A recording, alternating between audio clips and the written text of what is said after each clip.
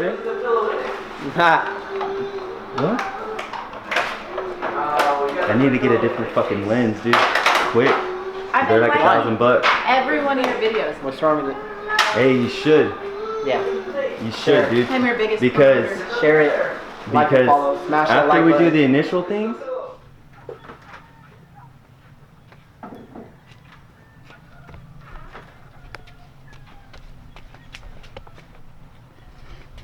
wow, whoa. What do you want to say to the camera, Ace? How's that cookie? Pretty early for that. Mom hooked you up, huh? Did she? Did she hook you up?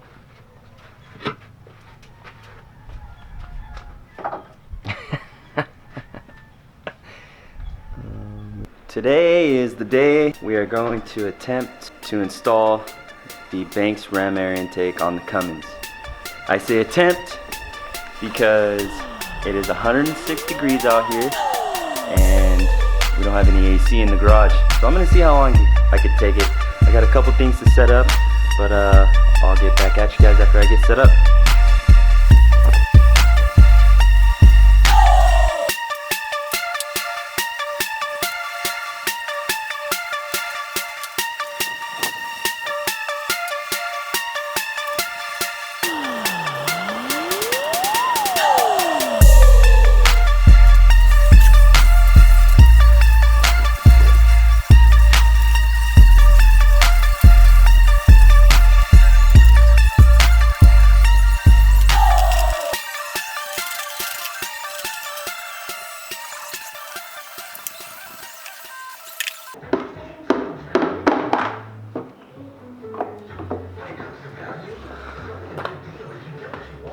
Rusted. This thing gets rusted right here, so you might have to pull it out a little more. I don't know if you guys can see that. Can you see it? Shit, it's not focusing. Well, that's the arm of the actuator of the motor, so it's rusted. So I had to tug like a mug, dude, to get this off. So just keep that in mind.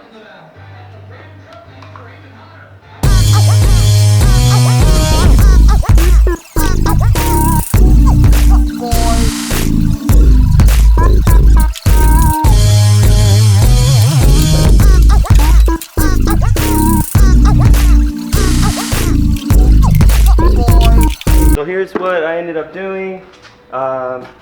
Here's where the old damper motor, pulled out from this side, and here is the linkage. Can you see? Can you see in there? Is it good light? So here's two doors. One door there, one door here, and the motor goes in from this side and opens and closes, and as one opens, the other closes. So I'm going to leave that in the stock intake box because for the new one I'm just trying to get maximum airflow, and out here in California we don't deal with too much moisture, water conditions, stuff like that, water getting up under the hood. So here's what I did to the new one. I just took the damper motor out, installed it on the new one. You could look in there and see that is where the arm would hook up to, but I'm not doing that. So let's see how it goes. For some reason they call for thread locker on just these 4 screws. They say they come loose easily. So they supply you with a baggie of it, but I have a nice little bottle, so I'm just putting my own on there. And then since I have talked the last time, we put the air filter on the intake tube, mounted the sensors. This sensor comes with a nice little gasket around it, and it was a little big to fit inside the supplied hole in the intake tube. So what I had to do was cut the gasket in half, make it a little smaller, and then it sucked up real good and tight on there. The mass airflow sensor fit perfect, no issues. And then they had the supplied clamps, and they tell you to install the hoses and the clamps. Obviously just clamp the side that's on the intake tube to this one, and then the side that's on the intake tube to the turbo inlet. And then what we're going to do is we're going to slide this in there, slide it over the turbo, and then tighten down that clamp. We may have to cut this. This tube is, it looks like it's like a good 2 inches longer than this one. If you could see how massively longer that is. So yeah, we are going to have to cut that. I'm just gonna slide it in, see how it fits right now, and just kind of measure up, see how much I need to cut real quick.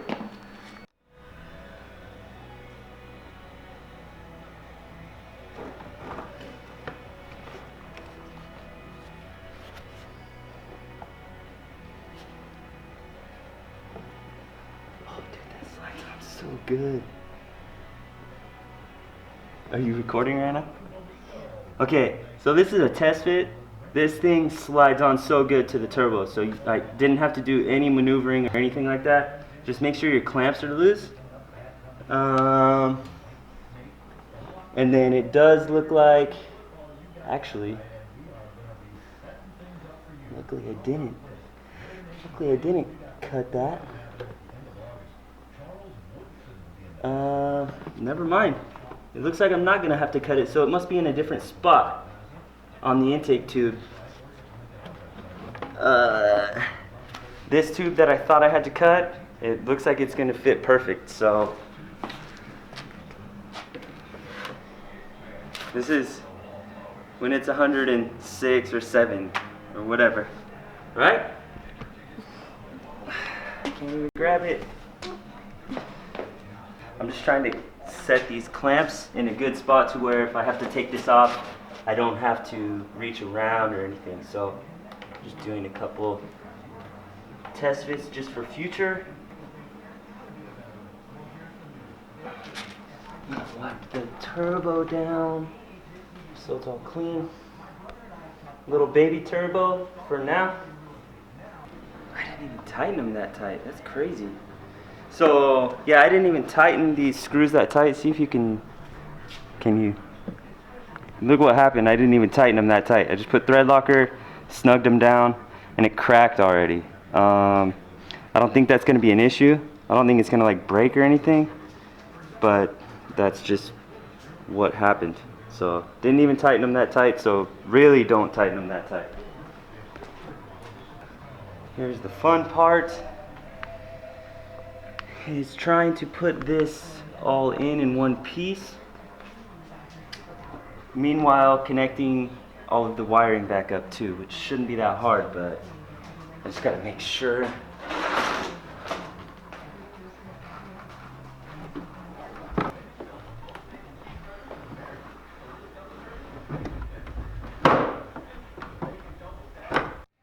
All right, so I have everything in, pretty much everything wired up. I don't have these sensors wired up yet because I have to split I just have to cut this wire tie, split it down, because there is one sensor right here and the other one is all the way down there. If you can't see, I'm still gonna be able to plug it in, but it's down there. So here's what I'm talking about the clamps. Make sure those clamps down there, make sure those are in the right space, because once you get this onto the turbo inlet, if it is not in the right place, you will not be able to tighten down the clamp. The one on the intake elbow side is already tight, so I don't have to worry about that one. And then there's the tube that I was talking about that I thought I would have to cut. See, I don't have to cut that. It is like 2 inches longer, but you don't have to cut that. And then those two clamps down there, yeah, I thought they were in the right spot, slipped it onto the turbo, and it ended up turning around. So I had to spend a couple minutes getting it back to where it is right now. But now I could slide it back onto the turbo, tighten it up, and we should be cool. With the new location of the mass air sensor, I'm just taping up the bare wires because those wires are going to be closer to the motor than they were before. So I'm just taping them up just as a precaution. It doesn't say to, but just like they're all taped in this heat tape or whatever, electrical tape. I'll do the same to this sensor too. This sensor's right here, but they were both before up top. Now this mass air sensor is kind of down in there, and I can get it, I can plug it in, but yeah, these wires are going to be closer to the motor, so I'm just trying to do everything I can just to protect them. And then I'll pull them up and zip tie them away from all the heat. Just finished installing everything. It only took about like an hour to an hour and a half, and some of that time was just getting tools and stuff like that. The only thing that I ran into that is kind of a pain is just the sensor location, and other than that, I mean, you could still get it, but they could have just moved them to the top. I don't understand why they are in the direct spot that they are in, unless that makes a difference, the sensor location. But everything's in, everything's wired in, everything's clamped up. I didn't have to trim anything, didn't have to make any adjustments. I am going to zip tie the sensor wires back. They should stay where they're at, but I'm just gonna throw a zip tie. They supplied zip ties anyways. But yeah, and then I'll take you guys on a drive right now. Should see some crazy differences. Should get some pretty good turbo noises too, so pretty excited for that. Alright guys, just completed the install of the intake. It wasn't really that bad. I think total time was total from start to finish, from when I started this video and to now, is like 2 hours. It's not that bad. It was kind of a pain feeding it in there because you kind of have to feed it all in as one piece. Here is the finished product. I don't know if you guys can see it that well, but it looks pretty nice. The intake elbow and the air box, when you put the intake elbow in, it tells you to put it all in as one piece. So you kind of have to slide it in, then connect all your sensors, which I didn't do. I connected all my sensors after. You still can. There's barely enough room, but you can. But yeah, everything fit up nice. Once I got it in there, it slipped over the turbo perfect. And then that tube that comes off the intake elbow, that fit perfect too. And it looks pretty nice, other than the freaking cracked screw holes right here. But if anything, I'm just gonna remove that, and that'll just be more airflow.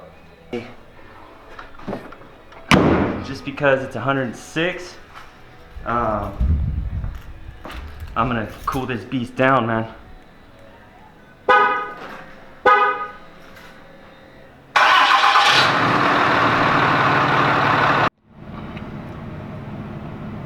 All right, let's take this beast on a drive.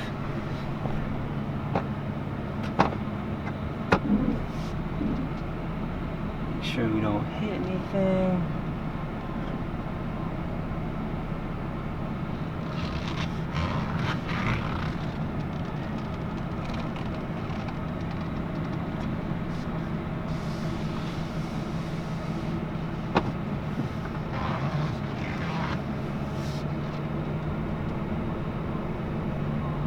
It's a little dusty out here. Yeah, my truck says 104.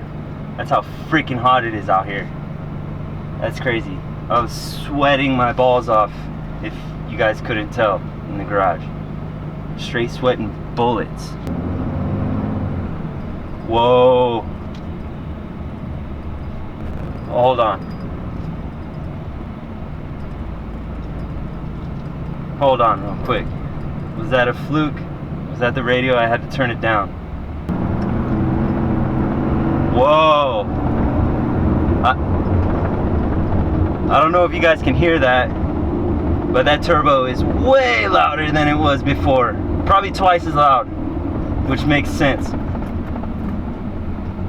Because I didn't put those dampers in off the motor, so I'm really getting 2 or 3 times the airflow because,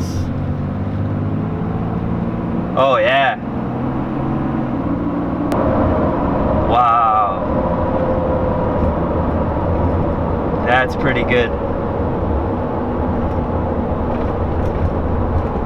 I'm okay with that. Holy shit. One little pull from here. Yeah. You can kind of notice a little more response out of the throttle. I don't know if that's just feels a little more, and it's not even that much, but it's barely, yeah, it's a little more responsive. You can only tell in like certain RPM ranges, I think. I don't even think it's at all times, but definitely getting way more. Yeah, it picks up and goes a little better. So, and I can tell already I'm getting way more airflow. That's good. No engine codes, nothing. That's good too. So all my sensors are reading, everything's reading cool.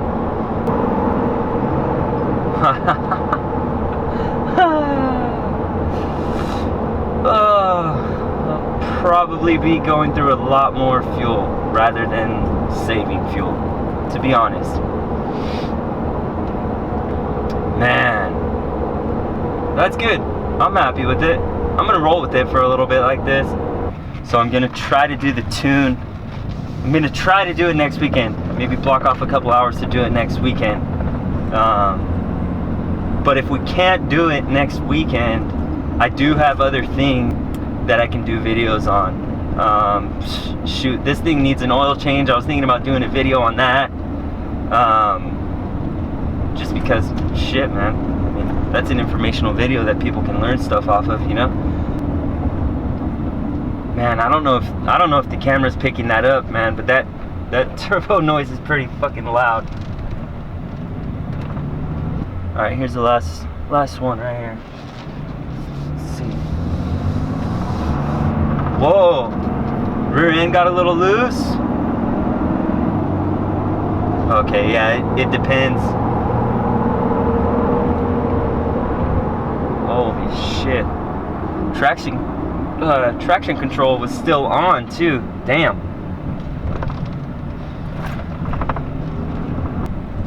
Yeah, I'm pretty happy with it.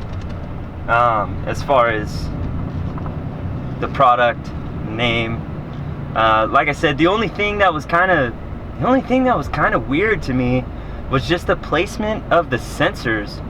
I know when I was looking at them, the S&B does have their sensors placed on top. Maybe the S&B would be slightly easier, just because if you don't slide the turbo inlet, or if you don't slide the intake elbow and the filter and the box all in at one time, and you forget to plug in the sensors. I plugged in the sensor for the motor, which is what it says to do right away. Right when you slip it in there, it says to plug in the sensor for the damper motor, which doesn't really matter. You don't really need to.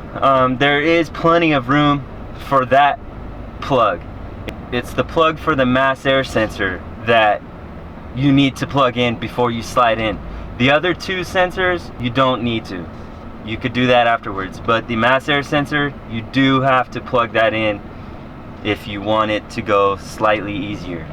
But yeah, man, I'm stoked. I'm pretty happy with that. I could live with that. It's way better than it was before. So we'll see.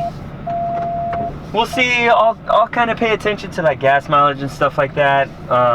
As far as before this, I was averaging. I don't really drive this truck that much.